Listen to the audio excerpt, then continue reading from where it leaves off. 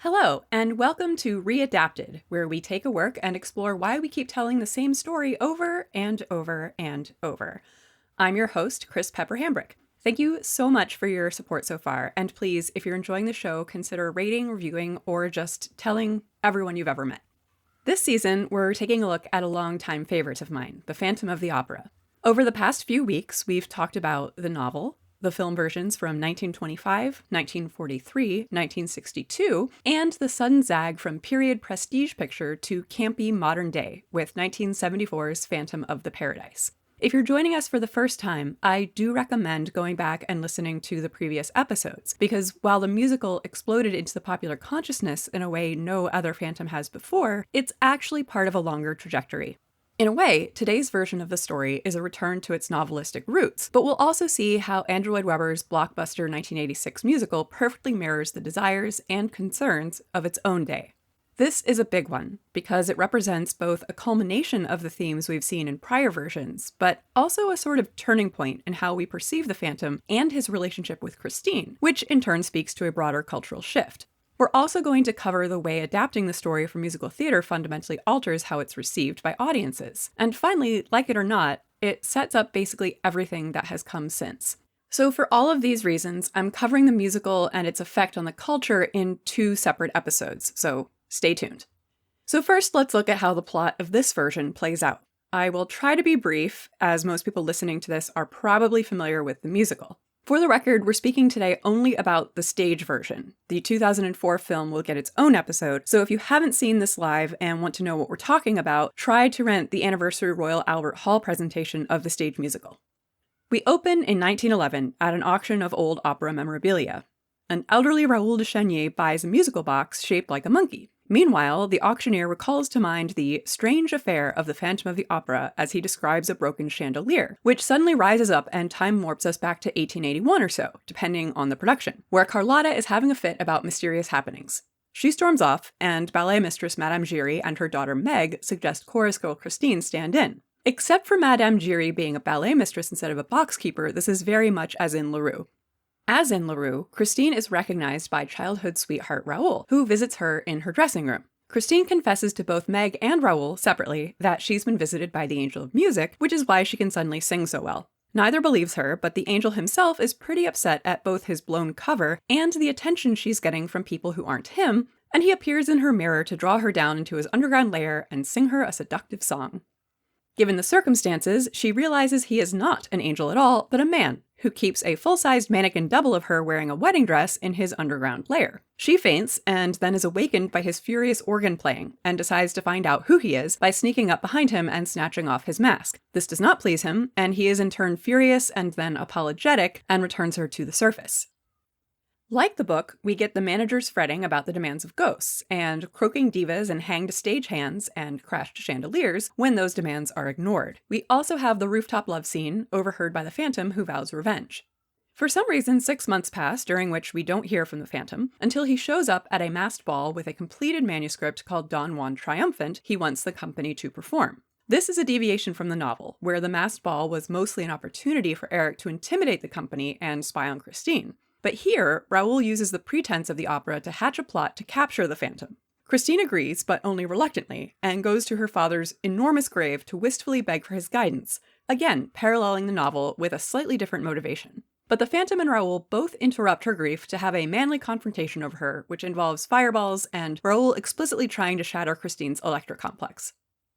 Don Juan is performed, except the tenor Piangi is killed and replaced by the Phantom, who sings another sexy number with Christine on stage until she pulls off his mask in front of everyone, at which point he kidnaps her and waits for Raoul to show up. When he does, Christine is offered an ultimatum. Either she marries the Phantom, or Raoul dies. Meanwhile, a mob forms to avenge the murders of Bouquet and Piangi and converges on the lair. Christine finally agrees to stay with the Phantom and kisses him. Having experienced that moment of kindness, he relents and lets them both go, before retreating back to his throne and disappearing behind his cloak, leaving only his mask for Meg Giry to find. As we can see, a lot of the original elements have returned. Eric is the way he is from birth. He's got a tragic history, though with no hint of the criminal element from the novel. Christine and Raoul are childhood sweethearts, etc. Eric's own opera, Don Juan, becomes a huge plot point. There's a Punjab lasso and an attempted hanging, though not quite a torture chamber.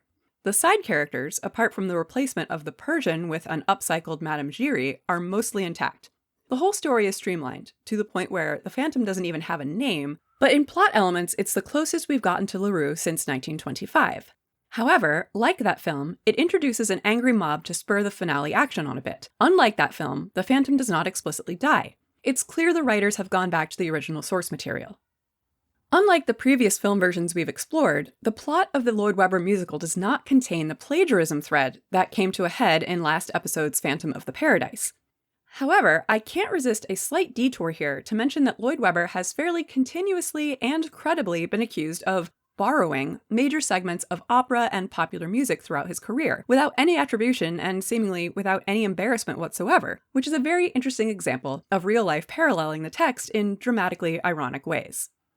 While the Lloyd Webber version is the most clear adaptation of LaRue we've had in a while, I would argue that it also represents a pretty big alteration in terms of what it's saying and what it says about the culture, but I'm going to need to work up to that. So to begin, how did this get made? Lloyd Webber's Phantom did not, of course, emerge from a vacuum, and the story of its creation involves antecedents both direct and indirect. The primary one is a musical first conceived and directed in 1976 by Ken Hill, commonly referred to as Ken Hill's Phantom of the Opera to distinguish it. Ken Hill, who had made a name for himself adapting works of literature and horror film to the stage, first staged LaRue's novel in 1976 with some original music and some repurposed Faust by Gounod. He revived it in 1984, except this time, all the songs were operatic arias with new lyrics, intended to mirror what would have been heard at the Opera House in that time period. A dancer and singer by the name of Sarah Brightman was offered the role of Christine, but turned it down. Fatefully, however, she was married at the time to composer Andrew Lloyd Webber, who was already pretty prominent due to his successes with Jesus Christ Superstar, Evita, and Cats. Lloyd Webber and musical producer Cameron McIntosh saw Ken Hill's production and originally were inspired to approach Hill to offer a partnership. They'd gussy up the show and get it launched as a more prestigious work, but as producers, not creators. Despite the West End gloss they intended to add to the production, the original idea was not a sweeping romantic musical, but something more akin to the Rocky Horror Show. This becomes more understandable when you look at what the original show was. William Tynan in Time magazine commented, "Hill's backstage farce is a kind of noises off without the wit, and the cast plays it as hammy gaslight farce." Despite the arias being deployed, the story is rife with mockery of the upper and middle classes, and, melodramatically, makes the Persian the Phantom's brother, who survived his brother murdering their circus folk parents. But at least there is a Persian.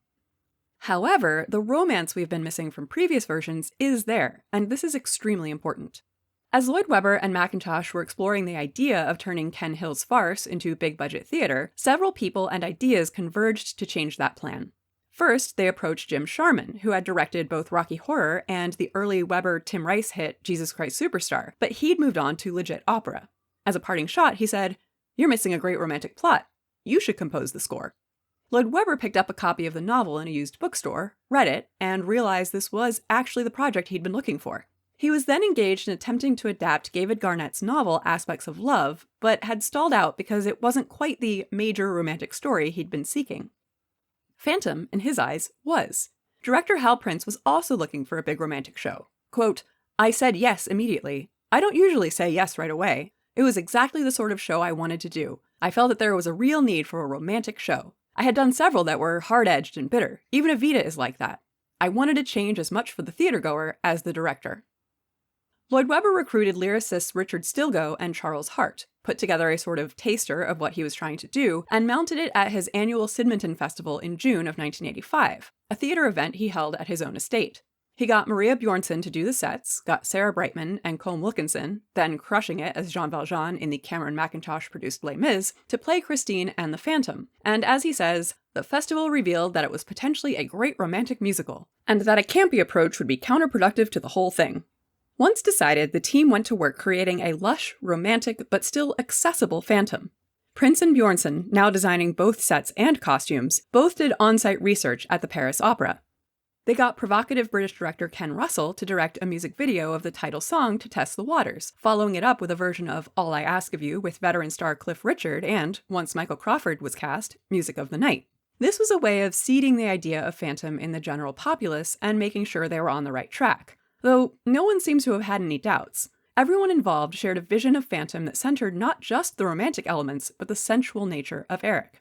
Director Hal Prince said, "I was watching a BBC program called The Skin Horse about people who were physically incapacitated or deformed, a series of interviews with quadriplegics, thalidomide victims, talking about what it was like, and I sensed that the thing that united them all was a very normal, healthy sexuality." He showed the program to Bjornson, who agreed that, quote, "It was the core to the whole thing. It's fairly obvious. Why shouldn't they want to be in love? Everyone has a right to be in love." While it's weird and dismissive for Prince to say that what united these people with disabilities in their humanity was their sex drive, and the whole thing seems not a little paternalistic and fetishizing, at least we're not talking about the Phantom as if real people with disabilities and anomalous physicalities don't exist. We're talking about humans with normal needs who are not either monsters or, as in the case with the revenge tragedy Phantoms, sexless victims. Prince and Bjornson got Andrew Bridge, lighting designer, on board. According to Bridge, the Phantom is not just a serial killer, he's an erotic character. He's a tortured sort of soul, and it's more exciting if he lures her into an erotic den than into a killing ground. The seduction is very present in our design. The symbol of the candles, the shimmering water on the lake, the attempt was to create an environment that was sinister with an erotic feel. Romance and eroticism also played into how the Phantom was made up and cast. Christopher Tucker, who had created John Hurt's makeup for David Lynch's The Elephant Man, created the original makeup. While very different from the Lon Chaney style, these differences were largely necessitated by the visual and performative demands of live theater. It had to be visibly extreme from the back of the auditorium while allowing the actor to use his face to act, and further, he had to be able to sing and perform a pretty strenuous show. This was also the reason that the full mask, still visible in the iconic poster along with a rose in case we missed the romance vector, was replaced with the half mask, allowing for better visibility and clearer vocals. For the Phantom, who is never referred to as Eric in the libretto but is often referred to as such by the people behind the scenes, Lloyd Webber was picking up wife Sarah Brightman from a voice lesson and overheard Michael Crawford practicing, who shared the same teacher. While this might initially have seemed like an incongruous move, Crawford was famous for a somewhat bumbling comedy persona, his physical chops and sensitive tenor voice turned out to be perfect for the type of romantic anti-hero they were going for. On top of that, Crawford played him sympathetically, saying, "I feel incredibly sorry for Eric. I feel terrific compassion for him. And I think that the audience must also, because I have never seen such a reaction from men and women alike. They enjoy it in an emotional way. It's as though anyone who has ever felt love will come out crying. They feel sympathy towards that man's plea, the cry he makes at the end." If anything, he was underplaying the response. Phantom opened in London's Her Majesty's Theatre on October 9, 1986, arriving on Broadway in January of 1988 at the Majestic. Reviews, while sometimes complaining about shallowness or a lack of musical originality, nevertheless were mostly positive.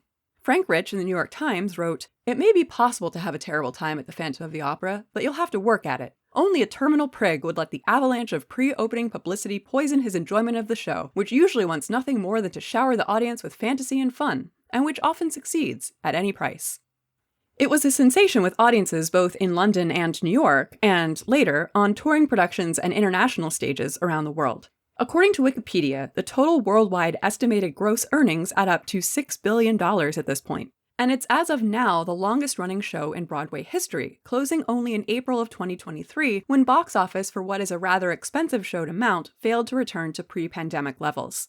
It is estimated that over 140 million people have seen it on stage in some form, compared to an estimate of 73 million for Cats. Compare this to the big winner at the 1988 Tony Awards that Phantom was up against, Stephen Sondheim's Into the Woods, which ran for 765 performances. Highly respectable numbers for a Broadway show, but nowhere close to the record set in 2012 for 10,000 performances of Phantom at the Majestic alone. Phantom was a sensation, and anecdotally, having been alive at the time, I can report that it felt like it was everywhere.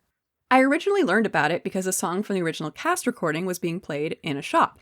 The original novel was reissued with the distinctive mask and rose cover. You could buy shirts, mugs, music boxes, jewelry, sheet music, even a weird sort of jack-in-the-box the Phantom popped out of. Someone sent me a postcard of an actual airplane with a Phantom-themed paint job at one point. I myself had a poster of Michael Crawford's Phantom on my teenage wall. I wish I'd kept the glow-in-the-dark mask shirt, frankly. I don't like to talk about it, but there was a shameful part of my life where I thought I was too cool for it and gave it away. I do still have a mug, but the mask doesn't quite disappear anymore. Anyway, I probably don't need to hammer this point home because unless you're a big silent movie fan, if you're here, you probably know about this story and the film versions because the Lloyd Webber Show brought it to the forefront of popular consciousness. Even if you're not a fan, in a sense it's why we're all here at this point. But why? What about it made it hit so hard and gave it the staying power it's had, spawning or at least influencing everything else we're going to talk about in this season? There's a clue in William Tynan's intro to a 1993 article in Time magazine about the proliferation of phantoms in the years since the musical. Quote, "He is a figure of power and poignance, horror and mystery. He dwells in the fetid cellar of the subconscious. From those depths rises the music of passions we hardly dare attend. He is the id aching for the ideal, loathsomeness wanting to be loved, unknown fear reaching up to touch or break our hearts. He is kin to Pygmalion, Cyrano, Quasimodo, Dracula, the Elephant Man, and King Kong, artists isolated in their genius, beasts pining for beauty." By 1993, at least, Eric had joined the pantheon not just of universal monsters or frequently resurrected remakes, but a representation of something within us, no longer a threat external to women or order, or merely a victim of corporate greed. He was a romantic figure, both capital and lowercase, now explicitly a figure of attraction and of self-identification. I would argue that this is a brand new development for this character, and possibly others in Tynan's list, in the 80s, born of a pair of cultural shifts larger than itself, though certainly in part driven by the success of the musical.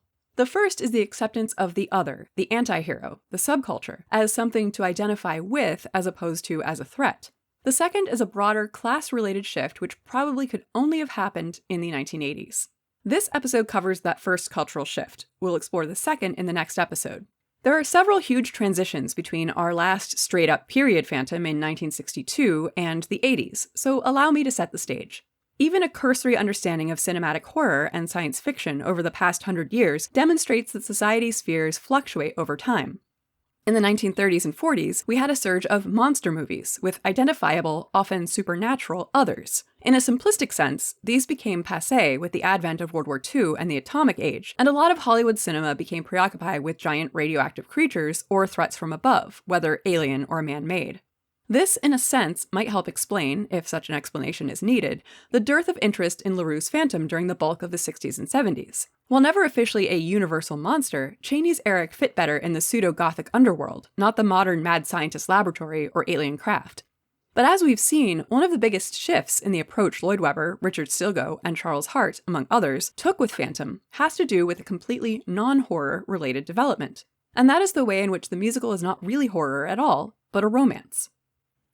Horror, in the 70s and 80s, increasingly moved away from fear of the monstrous other towards fear of very human psychopaths, born or created. In turn, much of what was once thought of as monstrous and other came to symbolize something very human. In other words, we began to fear what man was capable of more and more. For instance, Norman Bates, the cute boy next door, was worthy of our suspicion and fear. Meanwhile, we also, it seems, came to empathize more and more with what society once ostracized. There was a rise in films and stories about the seemingly monstrous actually being the most human of all. David Lynch's The Elephant Man from 1980, and starring John Hurt and Anthony Hopkins, was about the real life of Joseph Merrick, once displayed as a sideshow exhibit but demonstrating true resilience and humanity and exposing the folly of judging by appearances. Indeed, since the 19th century, great strides had been taken away from displaying so-called freaks in circuses and, with varying degrees of success, towards regarding humans with disabilities and physical anomalies as worthy of empathy, not fear. A Broadway play about Merrick, starring David Bowie, even went so far as to not use any makeup on its star, as a way to highlight his inseparability from the rest of humanity. Several versions of Beauty and the Beast also emerged, as did films like Mask and, after Phantom, Edward Scissorhands and Darkman, all of which posited that the ostracized and different were often the most worthy among us, or were us. This isn't to say that this message was entirely absent before this. Todd Browning's Freaks from 1932 is an attempt to humanize sideshow performers that was not well received at the time, and there are other stories about not trusting appearances, of course. And there were certainly people who found the creature from the Black Lagoon sexy all on their own, as The Shape of Water has now allowed us to admit.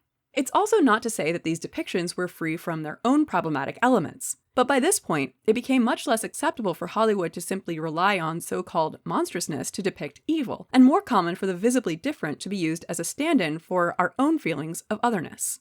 And this is explicitly reflected in the way that everyone involved in the musical Phantom conceived of it as, primarily, a romance. Not between Raoul and Christine, but between Christine and the Phantom. The writers, producer, set and costume designer, and lighting designer are all on record as being attracted to this story because it was an opportunity to create something lushly romantic. And this, of course, is a huge change from anything we've seen before, at least in Phantom.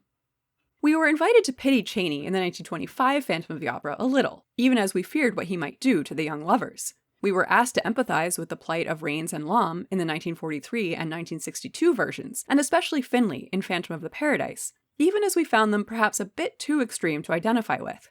But by the time we get to Michael Crawford, we're not only invited to identify with his desire, we are asked to revel in it. We're going to go into this in more detail in another episode, but the audience/fan chatter around Phantom was often highly sexual, and that sexuality was pointed right at the masked ugly dude. And not in the way it might have been had someone developed a crush on one of the former incarnations, which would have been perfectly valid but probably seen as unusual. It was pretty much the expected reaction, highlighted not least by the writhing naked statues that make up the proscenium of the original set. Raoul might be the one who gets the girl, but he never sings a song about fantasies unwinding or bodies entwining or anything like that. And while I do not think this is very good armchair psychology, it's probably telling that more than one writer found some kind of commonality between the unassuming-looking Lloyd Webber and the Phantom, both musicians, both getting Sarah Brightman.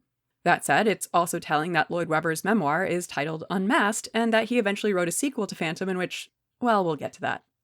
These feelings of compassion, romance, or even lust for the differently human, or even inhuman, weren't new, but they had previously been, perhaps, further underground, appearing as outliers. Bela Bartok's 1911 opera, based on the Bluebeard legend, already contained elements of sexual exploration as part of the wife's journey, indicating a shift in meaning as to notions around marriage and choice. In 1929, Fernand Nozière wrote a Beauty and the Beast play as part of Three Gallant Plays, wherein Beauty is manifestly disappointed when her beast becomes just an ordinary young man. Marina Warner, in her book From the Beast to the Blonde, identifies this trajectory as a larger part of the cultural shift in meaning around the animal-monster husband story. Quote, "At first, the beast is identified with male sexuality which must be controlled or changed, but later the beast is perceived as a principle of nature within every human being, and the stories affirm beastliness' intrinsic goodness and necessity for holistic survival." As a side note, when I said romance was a huge change from anything we'd seen in Phantom films before, I was lying a little. There was a made-for-TV Phantom of the Opera in 1983 starring Maximilian Schell, Jane Seymour, and Michael York, in which Schell's wife, played by Jane Seymour, dies as the result of a betrayal, and he gets vengeance in the name of a new singer at the opera who looks exactly like his dead wife, prefiguring the added romance plot from Bram Stoker's Dracula, the film. We'll probably get to in another season. It's just hard to know where to fit this one in, given the fleeting nature of TV movies. The point is, even before Lloyd Webber got there, we were on the cusp of a sea change. But while all of these elements were swirling around the culture for a while, perhaps touching on the Phantom story here or there, I would argue that the musical is where they became synonymous with the Phantom story. It's not simply that we were ready to love the Phantom. Other changes relating to the economy and the general tenor of the 1980s were essential to letting a work like this become popular, and it wasn't merely the sympathy engendered by the title character. And in the next episode, we'll explore just what those changes meant and how that sympathy shapes what the story means from then on, including but not limited to Susan Kay, the fandom response, and the element of music itself. Until then, thank you for listening to Readapted. This show was written and produced by me, Chris Pepper Hambrick, with editing help from Joy DeLary. Please feel free to contact me at readaptedpodcast@Gmail, Facebook, or Instagram, or readaptedpod on Twitter with comments, questions, and suggestions. Until next time, it's over now, the music of the night. See you then!